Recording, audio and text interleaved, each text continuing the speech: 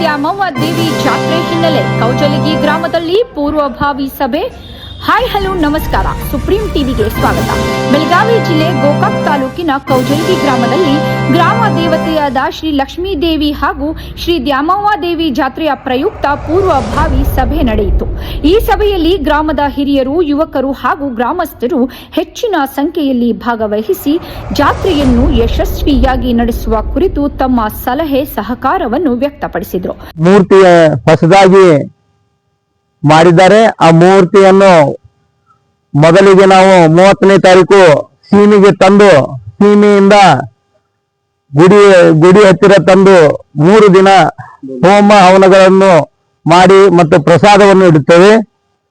30ನೇ ತಾರೀಕು ಪ್ರಸಾದ ಹಾಗೂ 31ನೇ ತಾರೀಕು ಪ್ರಸಾದ, 1ನೇ ತಾರೀಕು ಪ್ರತಿಷ್ಠಾನ ಮಾಡಲಾಗುವುದು.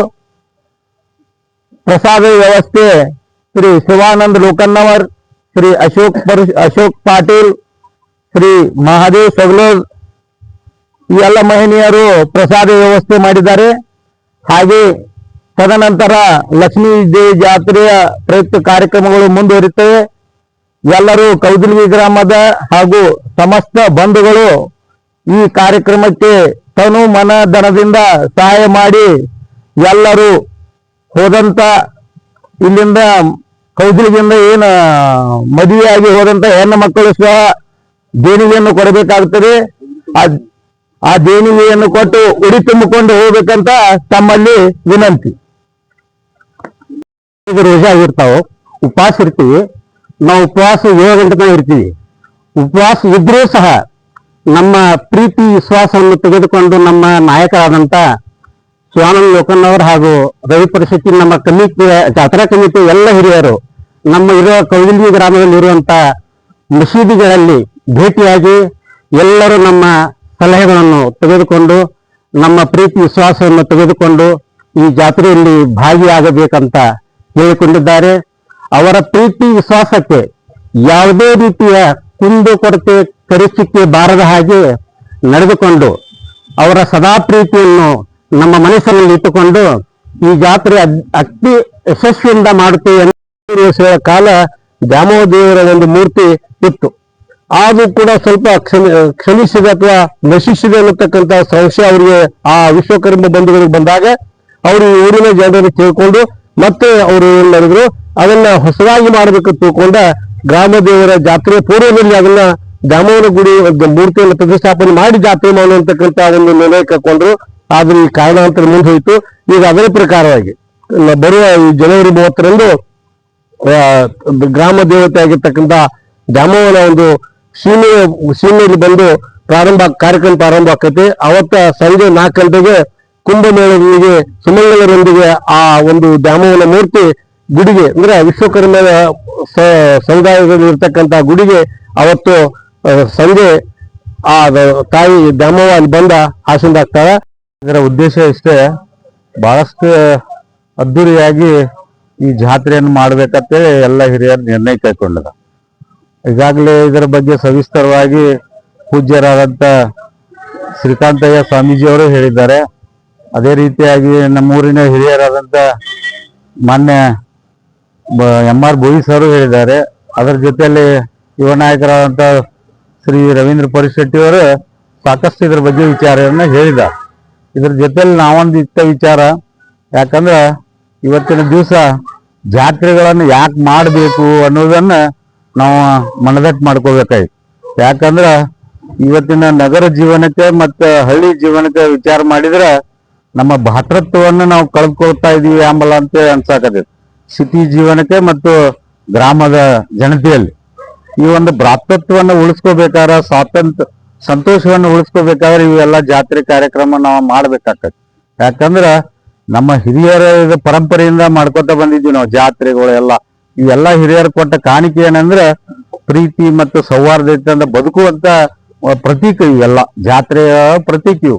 ಅದಕ್ಕೆ ದಯವಿಟ್ಟು ಯಾರು ಇದೇ ಗುರುಗಳು ಹೇಳಿದಂಗ ಇದ್ರಲ್ಲಿ ನಾವು ಯಾರು ತಾರತಮ್ಯ, ರಾಜಕಾರಣ ಬೇರೆ, ಇವು ಜಾತ್ರಾ ಕಮಿಟಿನೇ ಬೇರೆ.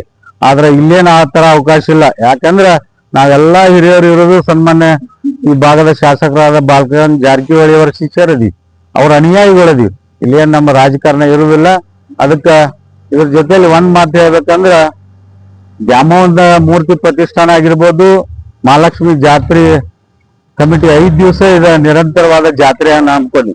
ಅದ್ರ ಜೊತೆಲಿ ದುರ್ಗಮ್ಮ ದೇವಿ ಜಾತ್ರೆ ಕೂಡ ಇದರಲ್ಲಿ ನಾವು ಸೇರಿಸ್ಕೊಳ್ಬೇಕಂತ ನಿರ್ಣಯ ಮಾಡ್ಕೊಂಡಿದೀವಿ.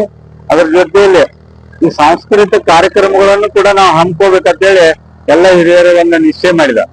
ಪ್ರಪ್ರಥಮವಾಗಿ ನಮಗ್ ಸಿಕ್ಕಂತ ನಿರ್ಣಯ ಏನಂದ್ರ ಲಿಂಗಾಲೇಶ್ವರ ಸ್ವಾಮೀಜಿಯವರು ಈ ಕಾರ್ಯಕ್ರಮದಲ್ಲಿ ಭಾಗವಹಿಸೋಣ ಅಂತ ಹೇಳಿ ಮಾತು ಕೊಟ್ಟಿದ್ದಾರೆ. ಮೊನ್ನೆ ಕಳೆದ ಒಂದು ವಾರದ ಹಿಂದೆ ನಾವೆಲ್ಲ ಊರ ಹಿರಿಯರು ಹೋಗಿ ಕೊಪ್ಪಳದ ಗವಿಸಿದ್ದೇಶ್ವರ ಅಪ್ಪರು ಕೂಡ ನಾವು ಮನವಿ ಮಾಡ್ಕೊಂಡಿವಿ. ಯಾಕಂದ್ರ ಇವತ್ತಿನ ದಿವಸ ನಡೆದವಾಡ ದೇವರಂದ್ರ ಗವಿಸಿದ್ದೇಶ್ವರ ಅಪ್ಪಾರ. ಅಂತವ್ರ ಒಂದು ಪಾದ ಸ್ಪರ್ಶ ನಮ್ಮ ಗ್ರಾಮಕ್ಕೆ ಆತಂದ್ರ ಈ ಗ್ರಾಮ ಅಷ್ಟೇ ಅಲ್ಲ, ಇಡೀ ಭಾಗನ ಒಂದು ಜೀರ್ಣೋದ್ಧಾರ ಆಗುವಂತ ಒಂದು ಅವಕಾಶ ನಮಗೆ ಸಿಗ್ತೈತಿ. ಅದಕ್ಕೆ ಮೊನ್ನೆ ಹೋಗಿ ಎಲ್ಲ ಹಿರಿಯರು ಕೂಡಿ ಅವ್ರಿಗೆ ಮನವಿ ಮಾಡಿದಾಗ ಅವರು ಕೂಡ ನಮಗೊಂದು ಭರವಸೆಯನ್ನು ಕೊಟ್ಟಿದ್ದಾರೆ. ನಾ ಯಾವುದೇ ಕಾರಣಕ್ಕೆ ಪ್ರಯತ್ನ ಮಾಡ್ತೀನಿ, ಅತಿ ಶೀಘ್ರದಲ್ಲಿ ಈ ನಿರ್ಣಯ ಕೈಕೊಂಡ ನಿಮ್ಮ ಗ್ರಾಮಿಗೆ ಬರ್ತೀನಿ ಅನ್ನೋ ಒಂದು ಆಶ್ವಾಸನೆ ಕೊಟ್ಟಿದ್ದಾರೆ. ಅದು ಕೂಡ ಸೋಮವಾರ ಅಥವಾ ಮಂಗಳವಾರ ದಿವಸ ನಿರ್ಣಯ ಕೊಡ್ತೀವಿ ಅಂತ ಮಾತು ಕೊಟ್ಟಿದ್ದಾರೆ. ಅದಕ್ಕೆ ಈ ಒಂದು ಬೃಹತ್ವಾದ ಒಂದು ಜಾತ್ರಾ ಮಾಡ್ಬೇಕಾದ್ರೆ ಎಲ್ಲ ಹಿರಿಯರು ಹೇಳಿದಂಗೆ ತನ್ನು ಮನ ಧನವನ್ನ ಅರ್ಪಣೆ ಮಾಡ್ಬೇಕಾಗತ್ತೆ. ಈಗಾಗಲೇ ಸಾಕಷ್ಟು ಮಹಿಳೆಯರ ಸುಮಾರು ಸರ್ ಹೇಳಿದಂಗ ಯಾವ್ದು ಒಂದು ಕಾಣಿಕೆ ಅದು 1,000 ಆದ್ರೂ ಕಾಣಿಕೆ, 1,00,000 ಆದ್ರೂ ಕಾಣಿಕೆ. ಅದಕ್ಕೆ ಎಲ್ಲರೂ ಹಿರಿಯರಲ್ಲಿ ಒಂದು ಮನವಿ ತಮ್ಮದು ಎಷ್ಟು ಒಂದು, ಯಾಕಂದ್ರೆ ಆರ್ಥಿಕವಾಗಿ ಬಲಾಢ್ಯವಾದಂತ ಊರು ನಮ್ಮ ಊರೈತಿ. ಅದಕ್ಕೆ ಯಾರೂ ವಿಚಾರ ಮಾಡೋದು ಬೇಡ. ಅದಕ್ಕೆ ಎಲ್ಲರೂ ಅದಕ್ಕೆ ಧನ ಸಹಾಯ ಮಾಡೋದ್ರ ಜೊತೆಲಿ ಯಾರು ಧನ ಸಹಾಯ ಕೊಡ್ಲಿ ಅಂದ್ರೆ ಗ್ರಾಮ ದೇವತೆ ಸೇವೆಯನ್ನು ಕೂಡ ನಾವು ಮಾಡ್ಬೇಕಾಗತ್ತೆ. ಅದಕ್ಕೆ ಯಾರು ಕಾಣಿಕೆ ಕೊಟ್ಟಿದ್ರು ಆತು ಎಲ್ಲರೂ ಕೂಡಿ ಒಂದು ಭಾತೃತ್ವದಿಂದ ಅಂತಮರ್ಗತೆ ಈ ಜಾತ್ರೆಯನ್ನು ವಿಜೃಂಭಣೆಯನ್ನು ಮಾಡೋಣ ಅಂತೇಳಿ ಮನವಿ ಮಾಡ್ಕೊಂಡೆ ಅದಕ್ಕೆ ಶೀಘ್ರದಲ್ಲಿ, ಯಾಕಂದ್ರ ಈ ಕಾಣಿಕೆಗಳನ್ನ ನಾಳಿಂದ ಸ್ಟಾರ್ಟ್ ಮಾಡ್ತೀವಿ ನಾವು. ಅದಕ್ಕೆ ಅವ್ರು ಬಂದ್ರು ಇವ್ರು ಬಂದ್ರು ಅಂತೇಳಿ ಯಾವ್ದು ವಿಚಾರ ಮಾಡ್ಬೇಕು. ಏನೇ ಇದ್ರು ಇದು ಕಮಿಟಿ ಅವ್ರ ನಿರ್ಣಯ ತಗೊಂಡಿದಾರ. ಅವ್ರು ಯಾರ ಬಂದ್ರು ಇವತ್ತಿನ ಕಾಲದಾಗ ಲಕ್ಷ್ಮೀ ದೇವಿ ಹಾಗೂ ದುರ್ಗಾದೇವಿ ಹಾಗೂ ದ್ಯಾಮವ್ವ ದೇವಿಯರ ಪಾದಾರವಿಂದಕ್ಕೆ ನಮಸ್ಕರಿಸುತ್ತಾ ಮಾರ್ಚ್ 2026 ಮಾರ್ಚ್ 10ನೇ ತಾರೀಕಿನಂದು ಗ್ರಾಮ ದೇವಿಯರ ಜಾತ್ರಾ ನಿಮಿತ್ತವಾಗಿ ಇವತ್ತಿನ ಈ ಕಮಿಟಿ ಸೇರಲಾಗಿದೆ. ಅದಕ್ಕಿಂತ ಪೂರ್ವದಲ್ಲಿ ಮೊದಲು 5 ವಾರ ಹಿಡಿಯುವಂತ ಕಾರ್ಯಕ್ರಮವನ್ನ ಗ್ರಾಮದ ಎಲ್ಲಾ ಹಿರಿಯರು ನೇಮಿಸಿದ್ದಾರೆ.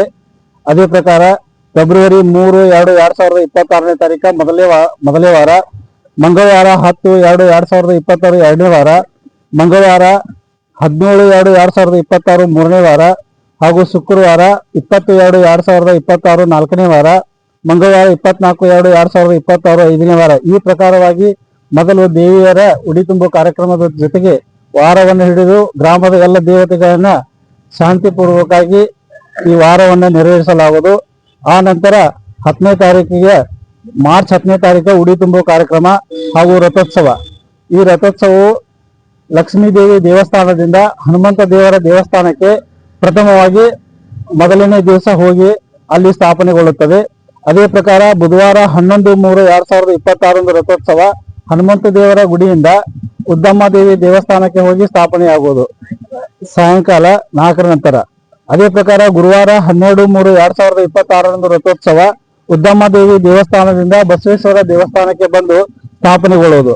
ಅದೇ ಪ್ರಕಾರ ಶುಕ್ರವಾರ ಗುಡಿ ದೇವಸ್ಥಾನದಿಂದ ಲಕ್ಷ್ಮೀ ಗುಡಿಗೆ ಸ್ಥಾಪನೆಯಾಗಿ ಹಾಗೂ ಶನಿವಾರ ದಿನಾಂಕ ಕಳಸ ಇಳಿಸುವ ಕಾರ್ಯಕ್ರಮ ಇರುತ್ತದೆ. ಈ ಪ್ರಕಾರವಾಗಿ ಜಾತ್ರಾ ಕಾರ್ಯಕ್ರಮವನ್ನ ಗುರು ಹಿರಿಯರು ಹಾಗೂ ಗ್ರಾಮದ ಎಲ್ಲ ನಾಗರಿಕರು ನೇಮಿಸಿರುತ್ತಾರೆ.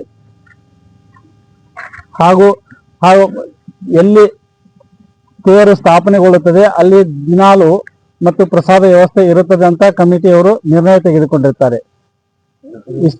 ಸಭೆಯಲ್ಲಿ ತೆಗೆದುಕೊಳ್ಳಲಾದ ಪ್ರಮುಖ ನಿರ್ಣಯಗಳಂತೆ ಗ್ರಾಮ ದೇವಿಯಾದ ಶ್ರೀ ದ್ಯಾಮವ್ವ ದೇವಿಯ ಮೂರ್ತಿಯನ್ನು ಹೊಸದಾಗಿ ನಿರ್ಮಿಸಿ 30/1/2026 ಶುಕ್ರವಾರದಂದು ದೇವಿಯ ಮೂರ್ತಿಯನ್ನು ಸೀಮೆಗೆ ತಂದು ಕುಂಭಮೇಳದೊಂದಿಗೆ ಭಕ್ತಿ ಭಾವದಿಂದ ಬರಮಾಡಿಕೊಳ್ಳಲಾಗುವುದು. 31/1/2026ರಿಂದ 3 ದಿನಗಳ ಕಾಲ ಹೋಮ ಹವನ, ವಿಶೇಷ ಪೂಜೆ ಹಾಗೂ ಪ್ರಸಾದ ಸೇವೆ ನಡೆಯಲಿದೆ. 1/2/2026 ರವಿವಾರದಂದು ಮೂರ್ತಿ ಪ್ರತಿಷ್ಠಾಪನೆ ಕಾರ್ಯಕ್ರಮ ಜರುಗಲಿದೆ. ಜಾತ್ರೆಯ ಅಂಗವಾಗಿ 3 ದಿನಗಳ ಕಾಲ ಅನ್ನ ಪ್ರಸಾದ ವ್ಯವಸ್ಥೆ ಮಾಡಲಾಗುತ್ತದೆ. ಅನ್ನ ಪ್ರಸಾದಕ್ಕೆ ಸಹಕಾರ ನೀಡುತ್ತಿರುವ ದಾನಿಗಳು ಶ್ರೀ ಶಿವಾನಂದ ಲೋಕನ್ನವರ್, ಶ್ರೀ ಅಶೋಕ್ ಪಾಟೀಲ್, ಶ್ರೀ ಮಾದೇವ ಸೋಗಲದ ಈ ಪೂರ್ವಭಾವಿ ಸಭೆಯಲ್ಲಿ ಗ್ರಾಮಸ್ಥರು ಸೇರಿದಂತೆ ಹಲವರು ಉಪಸ್ಥಿತರಿದ್ದರು. ಗ್ರಾಮ ದೇವಿಯ ಕೃಪೆಯಿಂದ ಜಾತ್ರೆ ಯಶಸ್ವಿಯಾಗಲಿ ಎಂಬ ಆಶಯವನ್ನು ಗ್ರಾಮಸ್ಥರು ವ್ಯಕ್ತಪಡಿಸಿದರು. ನೋಡ್ತಾ ಇರಿ ಸ್ವಚ್ಛ ಸಮಾಜಕ್ಕಾಗಿ ಸುಪ್ರೀಂ ಟಿವಿ. ವರದಿ ವಿಠಲ್ ಭೋವಿ, ಗೋಕಾಕ್. ಲೈಕ್ ಮಾಡಿ, ಶೇರ್ ಮಾಡಿ, ಸಬ್ಸ್ಕ್ರೈಬ್ ಮಾಡಿ.